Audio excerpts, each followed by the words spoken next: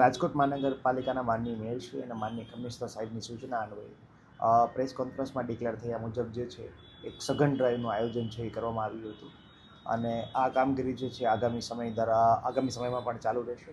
અનુસંધાને જોવા જઈએ તો સોમવારથી લઈને શનિવાર કુલ 6 દિવસમાં રાજકોટ મહાનગરપાલિકાની ફૂડ શાખા દ્વારા જે છે કુલ 481 જેટલી પેઢીમાં ફૂડના જે FSSAઈના નોર્મ્સ છે મુજબ એસેસમેન્ટ, હાઇજીન એસેસમેન્ટ ઉપરાંત ખાસ કરીને સ્વચ્છતા અને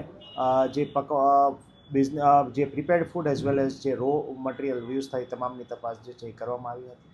એમાં જોવા જઈએ 481 પેઢીમાં ક્યાંક ને ક્યાંક વત્તા ઓછા પ્રમાણમાં જોવા જઈએ તો મોટી રેસ્ટોરન્ટ, ફૂડ હોકર્સ ઝોન ઉપરાંત જોવા જઈએ તો મોટી હોટલ્સના કિચન્સ પણ આપણે ઇન્વોલ્વ કરેલા હતા. આમાં રેસ્ટોરન્ટ નાની મોટી અને ઉપરાંત જે છે મલ્ટીનેશનલ કંપનીઝ ધરાવતા પિઝા પાર્લર્સનો પણ સમાવેશ થાય છે.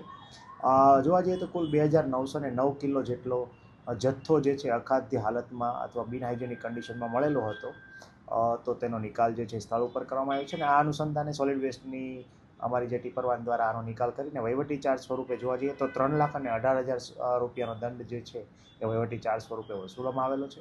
આ ઉપરાંત 131 જેટલી પેઢીને હાઇજીન બાબત માટેની જે નોટિસ જે છે આ પૈકી ઇસ્યુ કરવામાં આવી છે અને કુલ 4 જે પેઢી જે છે એને સીલ જે છે એ કરવામાં આવ્યા છે.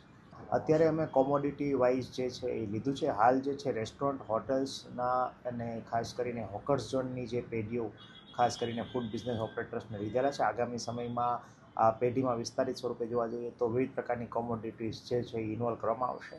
હાલ જે હોકર્સ ઝોનમાં જે આપણે વાત કરી પાણીપુરીના ઠેલા પેઢી ઉપરાંત જે છે લારી હોય તો એની આની અંદર લેવામાં આવ્યા છે.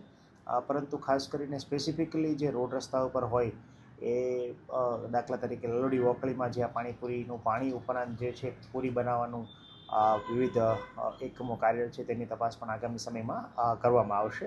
સાથે સાથે મીઠાઈ, દૂધની પ્રોડક્ટ્સ, દૂધની ડેરી ઉપરાંત જોવા જઈએ તો ખાસ કરીને બેકરી આઇટમ્સ અને જે કરિયાણા જે છે કરિયાણાની આઇટમો ઉપરાંત જે શોપિંગ મોલ્સ છે એ તમામને પણ ભવિષ્યમાં ટૂંક સમયમાં ઇન્વોલ્વ કરવામાં આવશે.